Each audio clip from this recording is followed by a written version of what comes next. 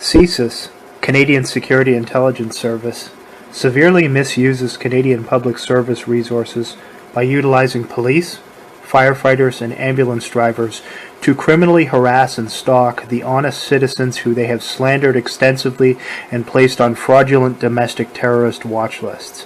It isn't a coincidence that the vast majority of the males working in the aforementioned public service positions are also Freemasons. The Canadian communitarian state knows that these Masons will always maintain their oaths of silence while they work to undermine basic rights and freedoms, openly break Canadian laws, and participate in terrorizing their own citizens. This is all supposedly being done for the greater good of the community, as per the deceptive mantra of the Canadian communitarian system of Masonic lies, corruption, and inversion. Terrorizing honest law-abiding individuals who speak the truth while utilizing a communist mob rule mentality to do so is perfectly acceptable and condoned under Canada's lawless system of Freemasonic tyranny. While CSIS and the criminals with the RCMP misuse ambulances and medical staff to criminally harass and stalk honest citizens who have committed no crime, wait times at hospitals are at an all-time high. Sometimes people with life-threatening injuries have to wait hours or even days to get medical attention. This is all part of the Masonic order out of chaos agenda, the purposeful subversion and ruination of all of these institutions that the public are supposed to be able to trust. Only when all of society is cast into ruination will the public be provoked to cry out to those orchestrating all of this chaos for help. At that point, they will be willing to accept anything to restore order. Then, the military police state, the desired outcome of the pre-planned Hegelian dialectical framework, will be ushered in with the full support of the deceived masses.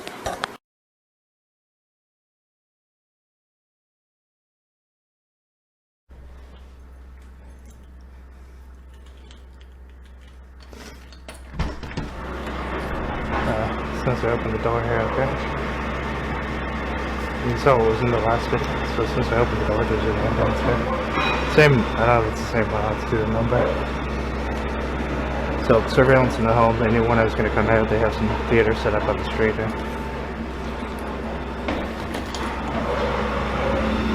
Oh, okay, look at this, as soon as I exit, fake collision here with the drug trafficking police and an ambulance right in front of the house. As soon as I exit, I'm going to see the phone number. In front of the house. So you can see. Staged retaliation for the recent video, as you can see. Right in front of the house. So I've shown you this crap they do with the tow trucks many times here. The guy over there is a community-based agent who's monitoring my reaction as I exit. That's the drug trafficking Gatineau police retaliating with street theater right in front of the house as soon as I exit. Those are community-based agents. It's an act, as you can see. And then I'm going to just head down here. So they set this up right in front of the house as soon as I exited today. This is how they retaliate for the videos where I speak the truth about them, by putting on more stage plays. And they use these tow truck drivers all the time too, because a lot of them are Freemasons as well. So I just want to get a look here on the side. Yeah, completely fake. They bring the car out where it's already trashed, set it up. Those are two actors, the guy on the right there. The two guys on the right, not actors, but community-based agents. In other words, people who signed on and made a deal with the state. So I'm gonna head on here, and this, as soon as I step outside, they're pulling it away. Like, it's right in front of the house. So you've seen this how many times in the videos? Anyone who thinks this is random is delusional. That's the same ambulance, 7755 that I showed in the video. Exact same one with the Ghostbusters symbol. Okay, right here too, as soon as I come to the street, here they have some guy here. I'm gonna walk around from down here. So that's as soon as I exit the house. That's the Gatineau police retaliating for those videos. I also uploaded an older video from 2024 where they sent one of their drug addicts to walk by and make a death threat as I was filming the police from a distance. So in retaliation, as soon as I step out of the house, they set up a skit there. Grown men who just are, as you can see, they're just childlike. Really, really deranged and sick people too. So that's right in front of the house as I exit. That's CSIS and drug trafficking Freemason Dan Rogers directing the operation too, telling the police what to do there. Setting it up right in front of the house. So as soon as I opened the door, and that's when the skit started of removing the vehicle. I've shown many times how they use those tow truck drivers who are also community-based agents. They work for the state. So if you think any of that's coincidental after showing you how many times things like that have happened right where I'm exiting or entering and right in front of the house there, you're just delusional, or you're running cover. You're a person who runs cover for the state, and they have a lot of those people online too, who are just paid to post goofy comments pretending that things like this aren't happening. So the evidence is irrefutable as to what these people do and how sick they are. So there you go tonight as I exit. Expected they'd have something, but I didn't expect it to be right in front of the house. So coming down here because they had some thug on the one side of the street there. There's not usually anyone there when they exit, so I'm coming around from this side here. Of course, I guess they've diverted the buses because of this stupid act they've set up.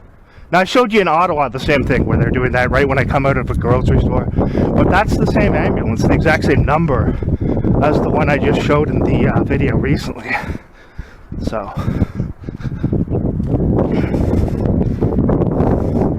Gatineau police are heavily involved in trafficking, the distribution of narcotics. They work to ensure that drug dealers operate freely. I know of one who, where I used to live, the guy who they sent over to start trying to provoke a confrontation, who brings this vicious dog onto the property. And that was on 9/11 of 2023. That was obviously a drug house, and they completely protect that guy. So when you're just a corrupt organization of criminals and you get exposed, all you can do is double down. It's not them. They're not smart enough to set up any of these things themselves. They have to be directed by CSIS. So CSIS directs these ridiculous operations. And it's interesting, if you look into it, a lot of the American police who also do these same things, exact same skits that are set up, it's on the record that they actually were trained in Israel for these activities. With the military there and the police there in these deceitful activities and setting up skits and you know, that type of thing that's pushed in the media all the time, where the police are setting up skits and then using it to enact new rules, saying you can't do this because of some fake event that they created, you can't go here, your rights get taken away because of something that the Freemason police staged. So, but that's just done to evoke an angry reaction, and I've seen it too many times. It's not going to work. I expect these things to happen. So there you go tonight. And it was timed, as you could see, it was timed. So right when I come outside, they're pulling the car up. They clean the whole skid up and then move along. I'm taking a side route tonight to get to the stop that I'm going to go to get the bus to go into Ottawa to work. There's not usually much traffic here, but as you can see as I come down here, CSIS usually floods wherever I'm going with vehicles. So they have vehicles that are just there to follow me around to all my destinations. And yes, they do pay people to do that. They target people who are truth speakers, whistleblowers, etc. and create these fake terrorist watch lists, and then use police, ambulances, all these people to do that. And that'll be online tomorrow, so if you want to, what are you going to do another one of those tomorrow? That'll make it look even more stupid. So it's not going to do anything. Like when they retaliate with that, I just put the footage up again, because they're retaliating because of the videos I've made exposing them. They have no way of refuting it, so their only thing to do is try to intimidate you by performing more skits. And the skits don't intimidate me at all, because I've seen it a million times. So, and I'm not gonna interact with them when they're doing that. Just let them do their fake act. But as you can see, that's literally right in front of the house. So if you watched the video I posted on February 28th, 2026, entitled "Gatineau Police Continue Their Years of Criminal Stalking, Incessant Lying, and Intimidation for CSIS," you will have seen the interaction I had with the two Gatineau police officers who pulled up next to me as I was walking across the parking area of the Quickie Mart. Here I just want to provide more proof that the officers had been sent there specifically to stalk and intimidate me as I traveled from the house where I live over to the Quickie Mart, which is just a short 5-minute walk away. Firstly, the police car drove up alongside me on the opposite side of the street just seconds after I exited the house. This fits the criteria of the same specifically timed intentional harassment and intimidation tactics that I have documented the Gatineau police using since August of 2022. It seemed abundantly clear to me that the police had been told to remain in the area for the entire time that I was going to the store to continue their criminal harassment campaign on behalf of CSIS. Upon noting this, I simply observed them at a distance, recording with my camera glasses so as to maintain a constant log of their years of criminal stalking. They spent only a few minutes positioned at the back of the motel, which they subsequently lied about. After receiving a text alert that I was positioned at the bus stop across the street from the motel, the police car pulled out and the driver repositioned the car, parking it in the empty parking lot of the closed pizza cafe. It is important to note that at this point their vehicle was facing toward the front area of the motel, but all of the actual motel rooms are facing toward the opposite side at the back of the building. So if they had actually been there to monitor any type of suspicious activity at the motel as they claimed, then they would have been positioned at the back area where the outer entrances to the rooms are located. The only thing that they would be able to see from that vantage point in the parking lot of the pizza cafe would be the front entrance where the front desk clerk sits. This is not a location where you could do any real surveillance on any of the occupants of the motel rooms. After becoming aware that I was standing at a considerable distance away at the edge of that back road and observing the act that they had been sent to put on, the police were then instructed to drive alongside of me as I started to walk across the parking lot of the Quickie Mart. Their initial interaction also proves that they knew exactly who I was and that the whole skit they had been performing regarding their supposed surveillance of the motel had been nothing more than an excuse to sit in that area waiting to attempt to intimidate me as I went to the store. Firstly, the officer who spoke to me when they drove up alongside of me began the conversation in English. This is not something that anyone in this area of Quebec would do if they did not know someone. The vast majority of people who live in this area speak French as their first language, so if the officer actually did not know who I was as he claimed, then he would have started the conversation in French. Yet he immediately started to address me in English, thus confirming that he knew exactly who I was and that I only speak English. No one from that area of Quebec would initiate conversation in English unless they already knew the person who they were speaking to primarily spoke English. The officer then proceeded to recite the generic CSIS gaslighting script, attempting to invert the entire situation to deceitfully cast blame for their own devious actions onto the person who they had been sent to harass and intimidate. Knowing fully well that I have years of video documentation that shows their organization continually criminally stalking me, despite the fact that I am a law-abiding citizen with no criminal record, the Gatineau police have no legitimate or credible defense of their blatantly criminal and reprehensible actions.